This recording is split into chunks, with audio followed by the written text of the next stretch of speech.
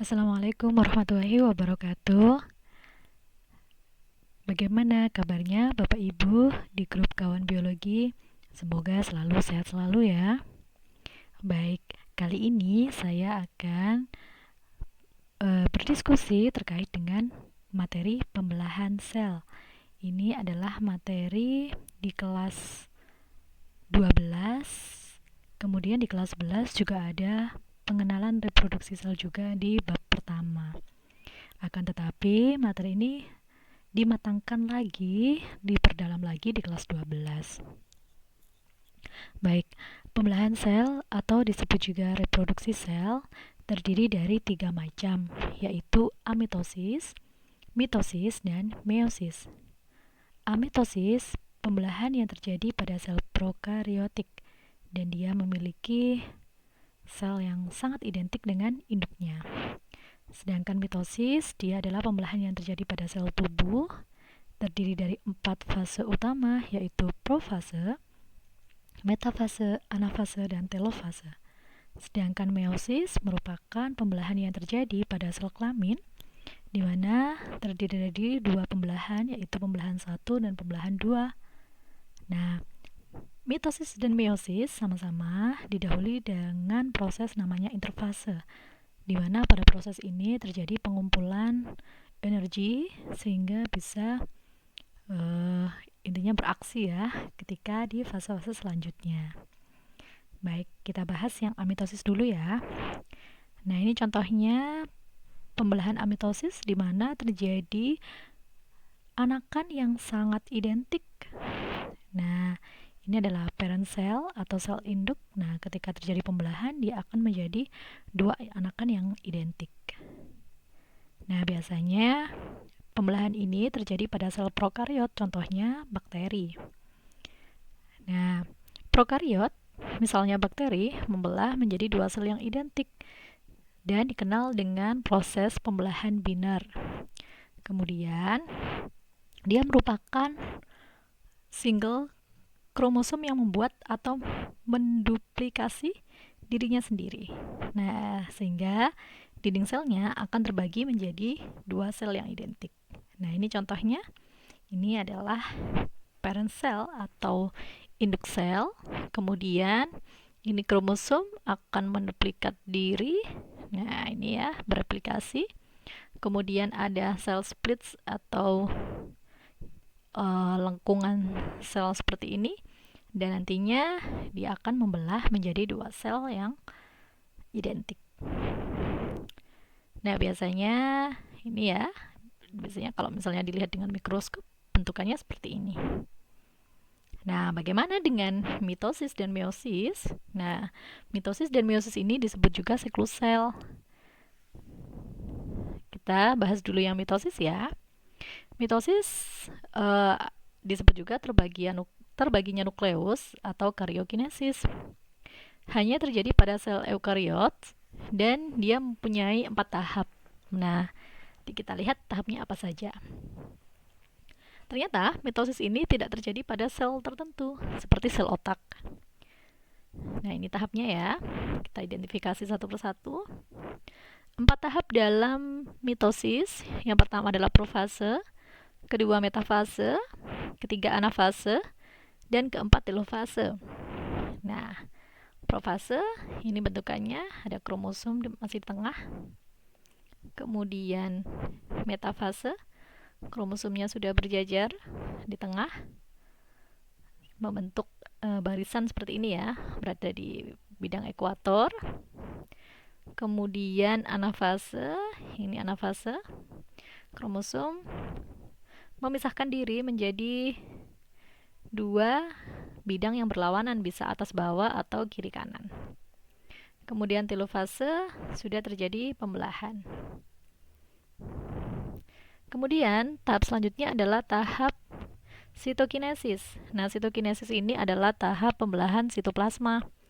Ada perbedaan antara sitokinesis pada sel hewan dengan pada sel tumbuhan, di mana pada sel hewan akan terbentuk gelendong pembelahan seperti ini. Sedangkan pada sel tumbuhan akan membentuk plat sel. Nah, seperti ini bentuknya. Nah, ini akan terjadi pembelahan. Nah, sekarang kita tes ya, Bapak Ibu. A, B, C ini merupakan gambar apa ya? Kita identifikasi. Oke, ada yang sudah tahu? Oke, dia adalah early, middle, and late profase. Dia masuk profase, jadi tiganya ini masih profase. Kemudian yang D, masih profase. Kemudian yang E, nah ini baru metafase, sudah jelas ya, karena kromosomnya berada di bidang ekuator atau tengah-tengah.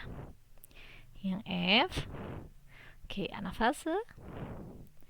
Kemudian late anafase ya, ini. Kemudian telofase, nah, karena sudah terjadi pembelahan. Oke, kemudian sitokinesis. Oke. Kita identifikasi lokasinya ya. Profase, nah ini profase bentukannya seperti ini pada sel tumbuhan. Metafase, ini. Anafase, nah ini anafase, bergerak di kutub yang berlawanan. Oke, telofase sudah membelah di telofase. Nah, bagaimana atau apa yang terjadi ketika mitosis ini uncontrolled atau tidak terkontrol?